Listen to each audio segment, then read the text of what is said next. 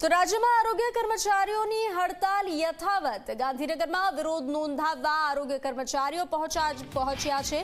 ઉગ્ર વિરોધ નોંધાવે તે પહેલા જ આરોગ્ય કર્મીઓની અટકાયત કરવામાં આવશે। વિધાનસભા તરફ જતા રસ્તા પર પોલીસનું સઘન ચેકિંગ, આંદોલનકારીઓને ડિટેન કરવાના આદેશ આપવામાં આવ્યા છે। વિવિધ માંગને લઈ આરોગ્ય કર્મીઓ હડતાલ પર ઉતર્યા છે। તો હડતાલ યથાવત જોવા મળી રહી છે। પોલીસ કાફલો ગાંધીનગરના રસ્તાઓ પર ખડકી દેવામાં આવ્યો છે। તો રાજ્યમાં આરોગ્ય કર્મચારીઓની હડતાલ યથાવત। ગાંધીનગરમાં વિરોધ નોંધાવવા આરોગ્ય કર્મચારીઓ પહોંચ્યા છે। ઉગ્ર વિરોધ નોંધાવે તે પહેલા જ આરોગ્ય કર્મીઓની અટકાયત। વિધાનસભા તરફ જતા રસ્તા પર પોલીસનું સઘન ચેકિંગ, આંદોલનકારીઓને ડિટેન કરવાના પણ આદેશ આપવામાં આવ્યા છે। વિવિધ માંગને લઈ આરોગ્ય કર્મીઓ હડતાલ પર ઉતર્યા છે। તો આપ આ દ્રશ્યો જોઈ રહ્યા છો।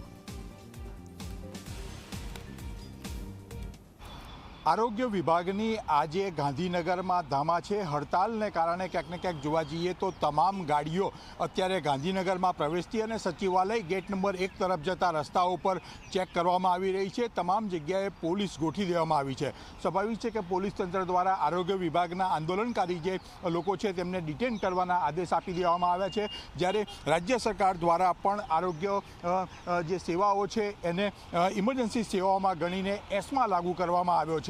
તેના જ કારણે આ પ્રકારનું ચુસ્ત પોલીસ બંદોબસ્ત ગાંધીનગરના તમામ પ્રવેશદ્વારો પર ગોઠવી દેવામાં આવ્યો છે।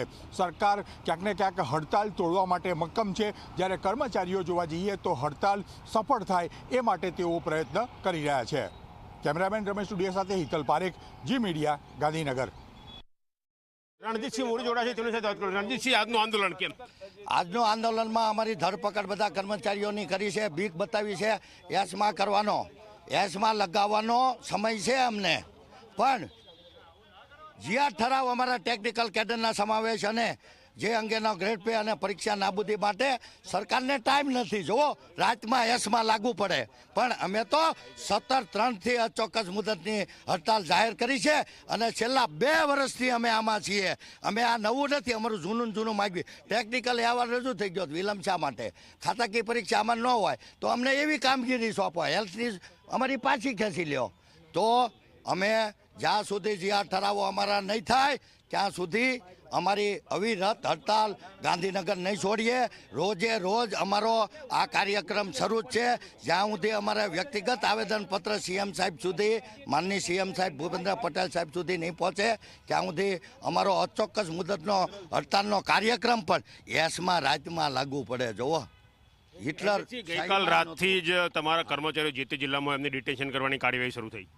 હા, અમારી રાતથી જ ઘરેથી કર્મચારીઓ જ્યાં ગામડે ફરજ બજાવતા અમારા પંચાયત વિભાગ વર્તનના તમામ કર્મચારીઓને ઉપાડી લીધા છે, બીક બતાવે છે। અમે ક્યાં અહીંયા કોઈના ખૂન ખરાબા કરવા આવ્યા? અમે અમારું શાંતિપૂર્ણ વ્યક્તિગત આવેદનપત્ર દેવા આવ્યા કે હે સીએમ સાહેબ, હવે તો અમે તમારા મીડિયાનો સર્વનો આભાર કે પીએમ સાહેબ નરેન્દ્ર મોદી માનની આપણા વડાપ્રધાન ભારતના, એમને પણ અવાજ જાય અને કંઈક આનો નિકાલ લાવે। અમે ઠરવાના નથી, અમારો જૂનો હક છે। અમે નવું કાંઈક વારાઘડિયા માગ નથી કરતા।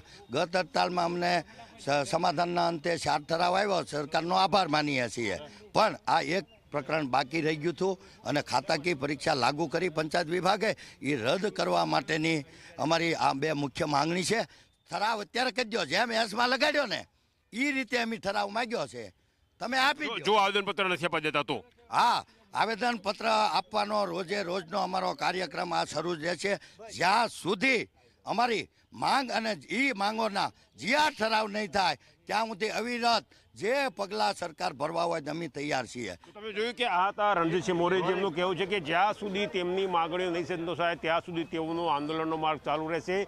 સરકારે જે પગલાં ભરવા હોય તે ભરે, આંદોલનના માર્ગે રહેવા તેઓ તૈયાર છે। કેમેરા પર્સન અમિત મકવાણા સાથે ગૌરવ પટેલ, ઝી મીડિયા, ગાંધીનગર।